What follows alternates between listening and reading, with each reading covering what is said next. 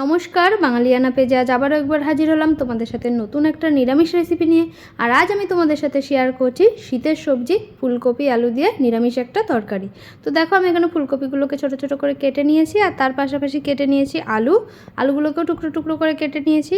এবার আমি যে ফুলকপিটা কেটে রেখেছিলাম সেটাকে একটু তেল দিয়ে ভালো করে ভেজে নিলাম।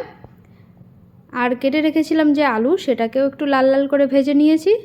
আর এখানে নিয়ে নিয়েছি টমেটো কুচি, আর কিছু মশলা আমি এখানে পেস্ট করে নিয়েছি। নিয়েছি আদা আর কাঁচা লঙ্কা, সেটাকে ভালো করে পেস্ট করে নিয়েছি। আর আমি এখানে নিয়েছিলাম কাজু আর পোস্ত, এটাকে কিছু সময় ভিজিয়ে রেখেছিলাম, তারপর মিক্সিতে খুব ভালো করে বেটে নিয়েছি। আর নিয়েছি ফেটিয়ে রাখা টক দই। দেখো, আমি কড়াই গরম করে কড়াইতে দিয়ে দিলাম সাদা তেল, তোমরা চাইলে সরষের তেলও ব্যবহার করতে পারো। এর মধ্যে দিয়ে দিলাম জিরে আর দুটো শুকনো লঙ্কা আর কয়েকটা তেজপাতা দিয়ে ফোড়ন দিয়ে দিলাম আদা আর কাঁচা লঙ্কা বাটাটা। তার পাশাপাশি দিয়ে দিলাম টমেটো কুচিগুলো, দিয়ে একটু নেড়ে চেড়ে নিলাম। নিয়ে এর মধ্যে আমি দিয়ে দেবো গুঁড়ো মশলা, পরিমাণ মতো নুন, জিরে গুঁড়ো, হলুদ গুঁড়ো আর কাশ্মীরি লঙ্কার গুঁড়ো, একটু সামান্য পরিমাণে উষ্ণ গরম জল দিয়ে দিলাম। এবার দিয়ে দিলাম কাজু আর পোস্ত যেটা বেটে রেখেছিলাম সেই বাটাটা।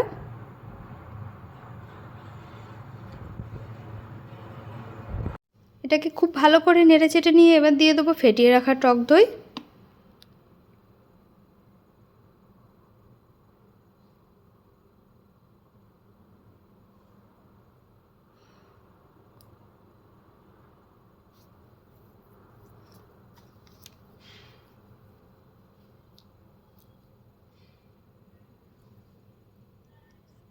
দিয়ে দিয়েছিলাম ভেজে রাখা আলুগুলো।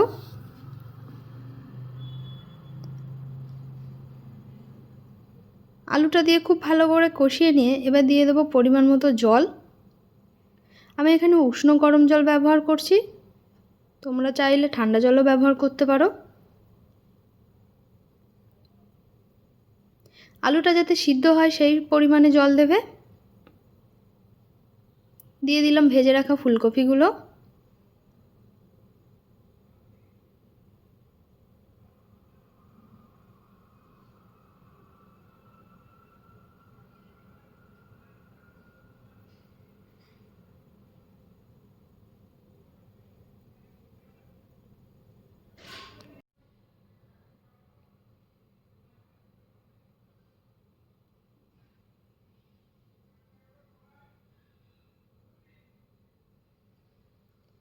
একটু ভালো করে নেড়ে চেড়ে নিয়ে এবার দিয়ে দিচ্ছি আমি কাসৌরি মেথি।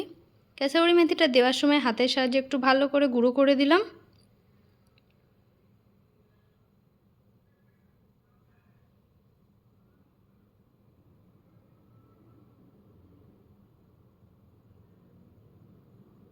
এবার দিয়ে দেবো একটু গরম মশলা গুঁড়ো, আর একটু দিয়ে দেবো সামান্য পরিমাণে ঘি।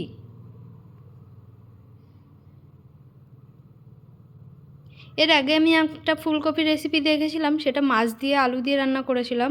তো আর আজকে তোমাদের সাথে শেয়ার করলাম নিরামিষ একটা ফুলকপি। বাড়িতে অবশ্যই ট্রাই করো, আশা করি ভালো লাগবে। দেখার জন্য কোনো দিনটা।